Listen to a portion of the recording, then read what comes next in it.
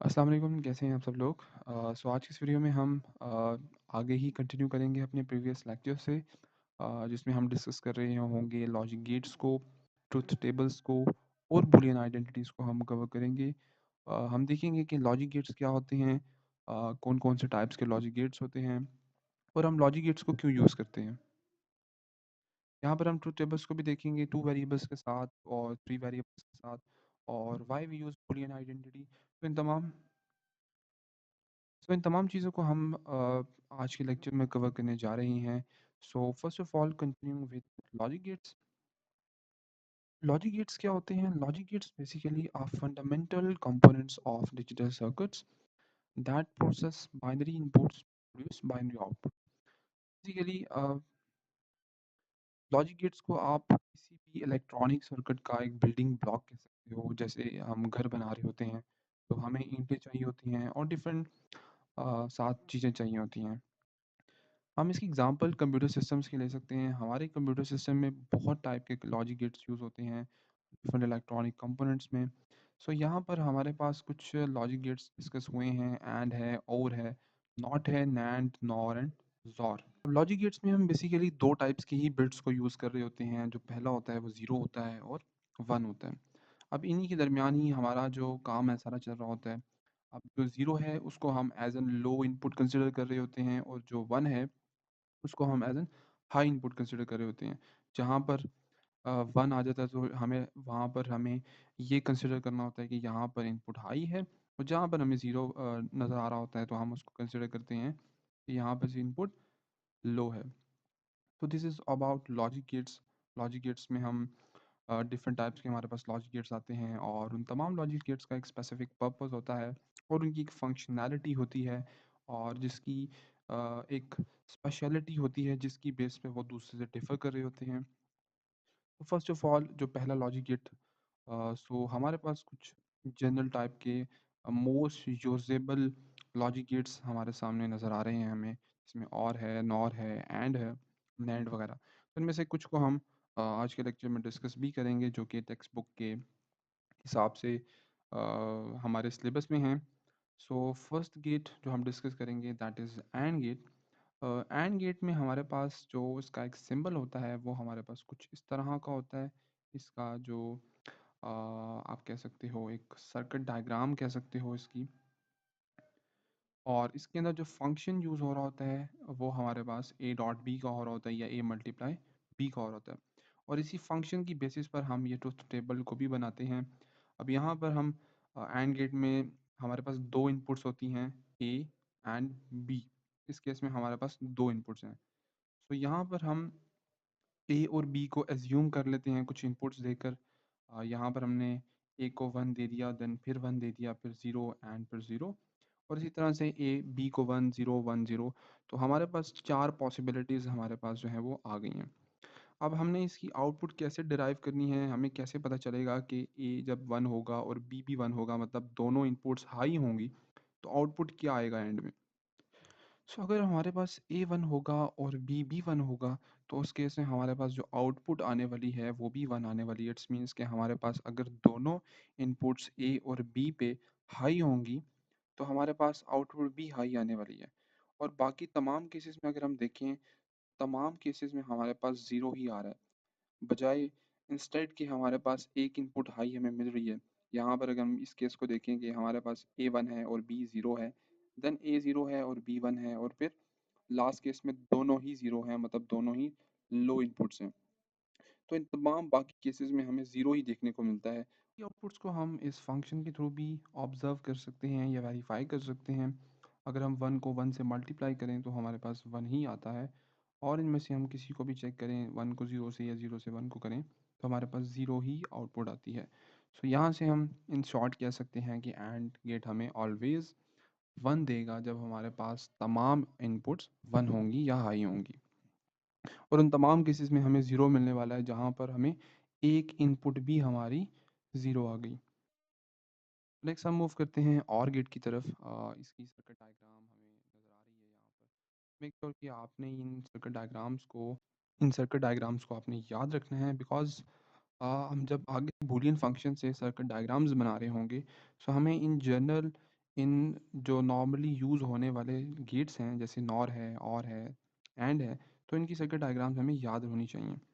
सो इसका फंक्शन जो है हमारे पास a प्लस बी है, और यहाँ पर जो हमारे पास ट्रुथ टेबल है, अगर उसको हम ऑब्ज़र्व करें तो हमें नज़र आता है कि एंड उन तमाम केसेस में, और उन तमाम केसेस में हमें 1 दे रहा है, जहाँ पर हमें एक भी इनपुट हाई मिल रही है। यहाँ पर भी हमें एक इनपुट हाई मिलती है, यहाँ पर भी एक इनपुट हाई मिल रही है, और इस केस में तो दोनों ही हमें इनपुट्स 1 मिलती हैं। तो इसको हम सिंपली अगेन हम फंक्शन के थ्रू भी वेरीफाई कर सकते हैं, और चेक कर सकते हैं कि क्या हमें यही आउटपुट्स मिल रही हैं या नहीं मिल रही। So this is all about और गेट। और अगर हम नेक्स्ट जाएँ तो हमारे पास नैंड गेट आता है। एंड को आप निगेशन ऑफ एंड भी कह सकते हो, और इसकी जो डायग्राम है, इसका जो सर्किट डायग्राम है, वो कुछ टाइप की आपको नज़र आ रही होगी, एंड जो इसका फंक्शन है वो थोड़ा सा डिफरेंट है। इसमें हम देखेंगे, इसमें अगर नज़र आ रहा हो आपको, तो यहाँ पर ए बी के ऊपर एक बार लगी हुई है। बार का क्या मतलब है, और यहाँ पर भी अगर आप नोटिस करो तो यहाँ पर एंड गेट ही बना हुआ है, बस यहाँ पर एक डॉट सा बन गया है। सो ये डॉट बेसिकली ये बता रहा है कि जो भी इनपुट ए और बी से आ रही होंगी, जो उनकी आउटपुट आएंगी, ए और बी की आउटपुट आएगी, उसको हमने नॉट कर देना है, मतलब उसको इन्वर्ट कर देना है। अब अगर मैं इसको इस फंक्शन को एंड के रिस्पेक्ट से देखूं, एंड में क्या था कि हम वन और वन को खाली वन करते थे, और बाकी तमाम इनपुट्स, तब जहाँ पर हमें एक भी ज़ीरो नज़र आ जाता था, तो हम वहाँ पर क्या करते थे, ज़ीरो कर देते थे।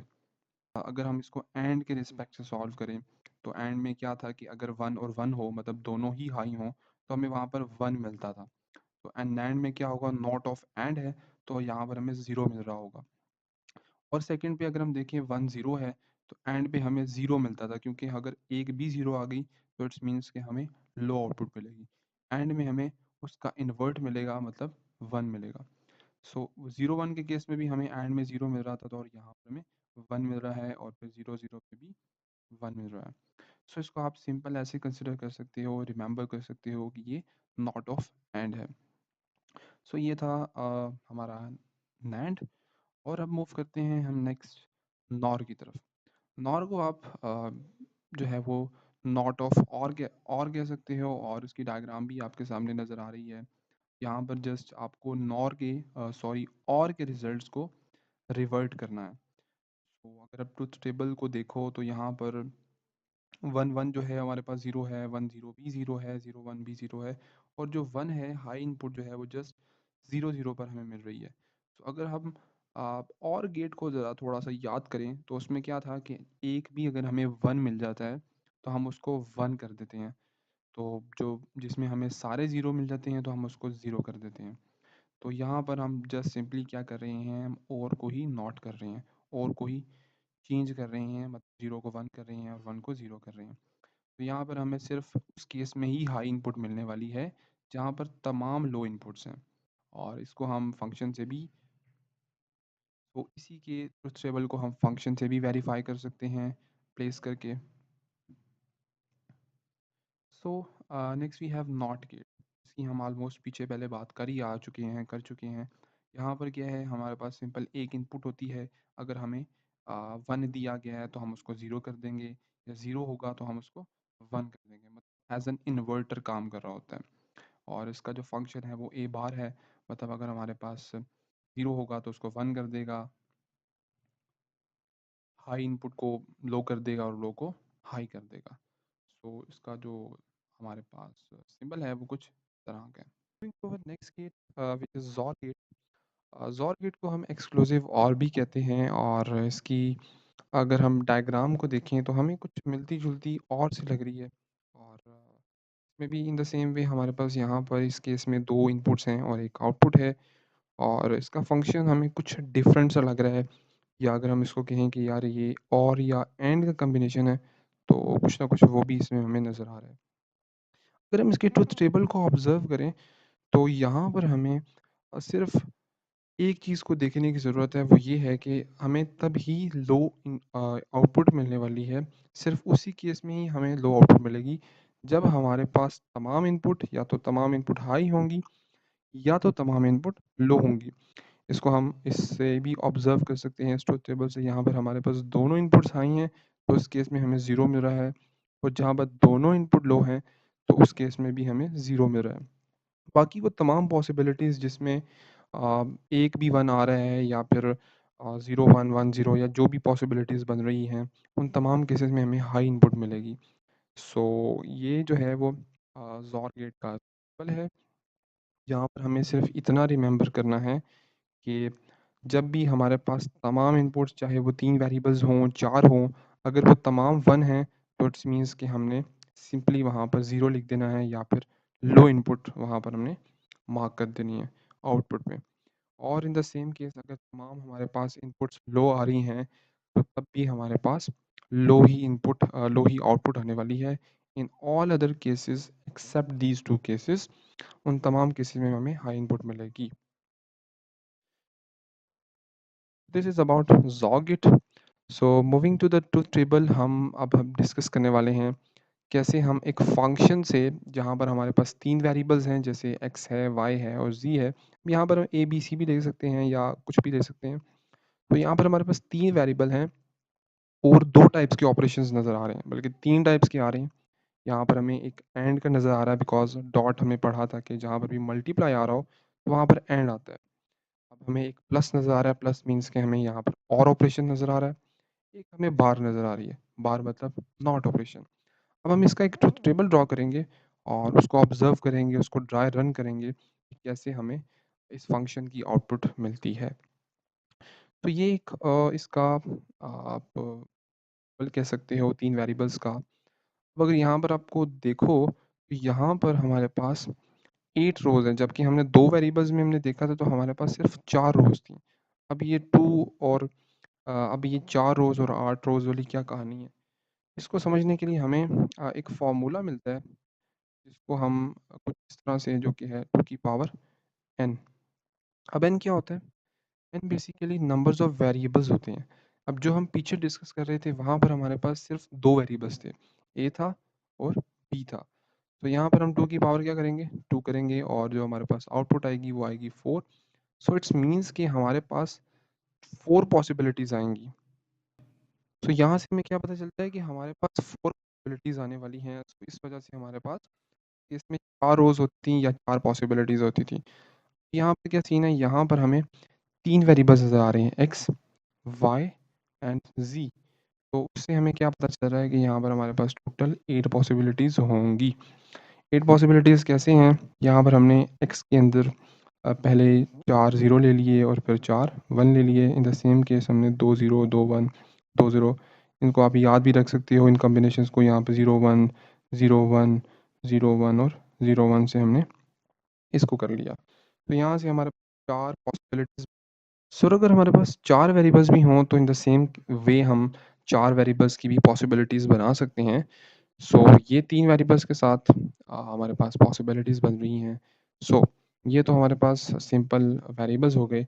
अब हम देखेंगे कि कौन से वेरिएबल्स इनमें से जो हैं वो नॉट हैं, या जिनके ऊपर बार है, ताकि हम पहले ही फाइंड आउट कर लें, तो बाद में हमारे लिए वो सिंपल हम उसको जो है वो उसके ऊपर ऑपरेशन परफॉर्म कर रहे हों। तो यहाँ पर हमारे पास जो पहला वेरिएबल है, वो हमारे पास जी है, जो बार आ रहा है, और एक्स बार आ रहा है। तो एक्स को सबसे पहले फाइंड कर लेते हैं, एक्स बार। एक्स बार क्या होता है? एक्स बार हमने पढ़ा था कि जब भी बार हम लगाते हैं, तो इट्स मीन्स कि हम इसका नॉट ले रहे हैं या फिर इन्वर्ट कर रहे हैं। सो इसमें हम इस केस में तो इस केस में हम क्या करेंगे, जितने भी हमारे पास एक्स के बिट हमें नज़र आ रहे हैं, हम उन तमाम बिट्स को इन्वर्ट कर देंगे एक्स बार वाले कॉलम में। सो जहाँ पर 0 है, वहाँ पर हम 1 कर देंगे, 0 1 0 1, एंड जहाँ पर हमें 1 नज़र आ रहा है, वहाँ पर हम 0 कर देंगे। सो 0 को 1 कर देंगे एंड 1 को 0 कर देंगे। For the same case for Z, Z में भी सेम सिनेरियो होगा। जहाँ पर हमारे पास 0 है, वहाँ पर हम 1 कर देंगे, 1 है तो हम 0 कर देंगे। सो यहाँ से हमारे पास 2 वेरिएबल्स तैयार हो गए मज़ीद, एक्स बार और ज़ेड बार। अब हम क्या कर सकते हैं, अब हम इनको ब्रैकेट वाइज़ सॉल्व कर सकते हैं। पहली ब्रैकेट में हमें एक्स डॉट वाई डॉट ज़ी बार नज़र आ रहा है। अब डॉट को हमने पढ़ा था कि जहाँ पर भी हमें डॉट नज़र आएगा, सो इट्स मीन्स कि यहाँ पर हम एंड ऑपरेशन परफॉर्म करने वाले हैं। सो इस फंक्शन को हम चंक्स में डिवाइड करेंगे और जो ब्रैकेट्स हैं हम उनको सबसे पहले सॉल्व करेंगे। इसमें सबसे पहली जो हमारे पास ऑपरेशन है वो एंड का है, जिसमें हमारे पास तीन वेरिएबल्स इन्वॉल्व हैं, x y and z not, जो कि हम पहले से ही फाइंड आउट कर चुके हैं। जिसमें हमारे पास फर्स्ट ऑफ ऑल एक्स वाला कॉलम होगा, देन वाई वाला कॉलम होगा, देन जेड बार वाला कॉलम होगा। सो हमने सिंपली इन सब का एंड जो है हमने अप्लाई करना है इन पर, और हमारे पास जो है इस कॉलम में रिज़ल्ट आ जाएगा।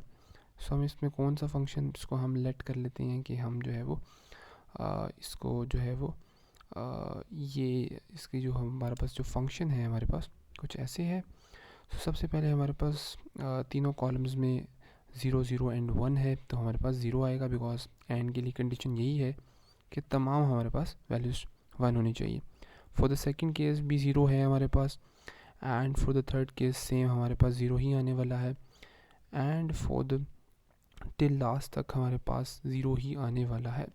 बट यहाँ पर अगर हम देखें सेकंड लास्ट पर, तो हमारे पास एक ऐसी कंडीशन आती है जिसमें तीनों हमारे पास 1 आ जाते हैं। सो इन दैट केस हम लिख सकते हैं जो हमारा वैल्यू है फाइनल वो हमारी 1 है, बिकॉज तीनों बिट्स हमारे हाई हैं। सो हम लास्ट पर भी 1 लिख सकते हैं। सो यहाँ पर सिर्फ इस पॉइंट पर हमें 1 मिल रहा है, बाकी तमाम कंडीशंस पर हमें 0 ही मिलेगा। So moving to our next bracket या नेक्स्ट चंक के ऊपर, इसमें हमारे पास तीन वेरिएबल्स हैं, x y and z. So इन वेरिएबल्स में हमारे पास पहले से ही इन वेरिएबल्स के भी रिजल्ट है, हमने जस्ट उनके दरमियान एंड लेना है। जिसमें हमारे पास अगर हम इसका कॉलम देखें, ऑब्ज़र्व करें, तो यहाँ पर भी इन द सेम वे हमारे पास एंड ऑपरेशन अप्लाई हो रहा है। सो इन तमाम केसेस में हमें कहीं ना कहीं 0 मिल रहा है। So for the last case अगर हम देखें, तो यहाँ पर हमारे पास तीनों 1 है। सो इस केस में हम अपनी आउटपुट में 1 लिख सकते हैं। सो द लास्ट हमारे पास जो पास एक्स बार वाई है, एंड एक्स बार वाई का हमने सिंपल से एंड ले लेना है। सो यहाँ पर हम अगर कंपेयर करें दोनों की वैल्यूज़ को, तो जहाँ पर हमें दोनों 1 नज़र आ जाएंगे, सिंपली हमने वहाँ पर 1 लिख देना है। और फॉर ऑल द केसेस जहाँ पर हमें एक भी 0 नज़र आ जाएगा, तो उन तमाम केसेस में हम 0 ऐड कर देंगे। कोई केसेस ऐसे हैं जहाँ पर हमें 1 मिल रहा है, बाकी तमाम केसेस में हमें 0 देखने को मिल रहा है। So that's all about this function. हम इस तरह से हमारा जो है तीनों ब्रैकेट सॉल्व हो चुकी हैं। अब लास्ट स्टेप हमारा इन तीनों कॉलम्स को ऐड करना है, जिसमें ये तीनों फंक्शंस हमने या तीनों इक्वेशंस कह सकते हो आप, जिनको हमने सॉल्व किया है। सो लास्ट एफ कॉलम में हम इन तमाम वैल्यूज़ को हम ऐड कर देंगे, मींस हम इनका और ले लेंगे। सो और की कंडीशन हमें याद है कि जब भी हमारे पास मिनिमम एक बिट भी 1 होगा, हाई होगा, तो हम वहाँ पर अपने फाइनल रिजल्ट में 1 लिख सकते हैं। सो यहाँ पर हम देख सकते हैं कि हमारे पास जहाँ पर भी हमें मिनिमम 1 नज़र आ रहा है, तो वहाँ पर हम 1 लास्ट फंक्शन पर लिख सकते हैं। सो यहाँ पर जो हमारे पास फाइनल रिजल्ट आ रहा है एफ में, वो कुछ इस तरह से हमें वैल्यूज़ देखने को मिल रही हैं, जो कि हमारा फाइनल रिजल्ट है, इस फंक्शन की वैल्यू है। सो ऐसे जो है आप ट्रूथ टेबल को प्लॉट कर सकते हो, बना सकते हो किसी भी फंक्शन का। जैसे आपको सबसे पहले वेरिएबल्स पता होने चाहिए, देन आपको नॉट वेरिएबल्स को पहले से प्लॉट कर लेना है, एंड फॉर द नेक्स्ट आपको जो है ये ऐसे जो है आप ट्रूथ टेबल को बना सकते हो। सो होपफुली आपको ट्रूथ टेबल की अच्छी अंडरस्टैंडिंग हो गई है, आपको समझ आ गया है कि अगर आपको कोई फंक्शन दिया जाए तो उससे कैसे ट्रूथ टेबल को प्लॉट किया जा सकता है। So next we have Boolean identities. Boolean identities क्या होती हैं? बूलियन आइडेंटिटीज़ को आप ऐसे कंसिडर कर सकते हो जैसे हमारे पास मैथमेटिक्स में फार्मूलाज होते हैं जो कि एब्सोल्यूट होते हैं, जो कि चेंज नहीं हो सकते, जिनकी वैल्यूज़ फिक्स होती हैं। सो द सेम केस हमारे पास लॉजिक डिज़ाइंस में भी हमारे पास फंक्शन को सिंप्लीफाई करते वक्त भी कुछ आइडेंटिटीज़ होती हैं। जैसे हमने मैथमेटिक्स में कम्यूटेटिव लॉ पढ़ा है, एसोसिएटिव लॉ पढ़ा है, डिस्ट्रीब्यूटिव लॉ पढ़ा है। इसी तरह से हमारे पास कुछ लॉज होते हैं जिनको हम यूज़ करके बूलियन फंक्शंस को सिंप्लीफाई कर रहे होते हैं। सो इसी तरह से जो है, जैसे मैंने अभी बात की, हमारे पास कम्यूटेटिव लॉ होता है जिसमें plus B equals to B plus A simple. इसी तरह से एसोसिएटिव होता है, and there are multiple laws. So उसी तरह से हमारे पास बूलियन आइडेंटिटीज़ होती हैं जिनको हम फंक्शंस को सिंप्लीफाई करने के लिए यूज़ कर रहे होते हैं। जैसे हमने प्रीवियसली ट्रुथ टेबल से फाइंड की थी वैल्यू, सो इसी तरह से कुछ हमारे पास चार्ट है जहाँ पर पहले से कुछ आइडेंटिटीज़ डिफ़ाइन है, आप इनको देख सकते हो, ये आपकी बुक से ही लिया गया है। सो इन द नेक्स्ट जब हम वीडियोस में फंक्शन को सिंप्लीफाई कर रहे होंगे, सो हम इनको डिटेल में इनका यूसेज देखेंगे एंड इनको पढ़ेंगे। सो अभी के लिए आपको जस्ट एक ओवरव्यू लेना एंड होपफुली आपको आज का टॉपिक समझ आ गया होगा एंड टॉपिक अच्छा लगा होगा। So that's all about this topic and इंशाल्लाह इन द नेक्स्ट वीडियो हम के मैप को पढ़ेंगे, कैसे हम फंक्शंस को सिंप्लीफाई करते हैं के मैप के थ्रू। एंड इसके साथ ही साथ हम पढ़े होंगे लॉजिक गेट्स के कुछ यूजेजेस को। So that is all about this topic. So thank you so much.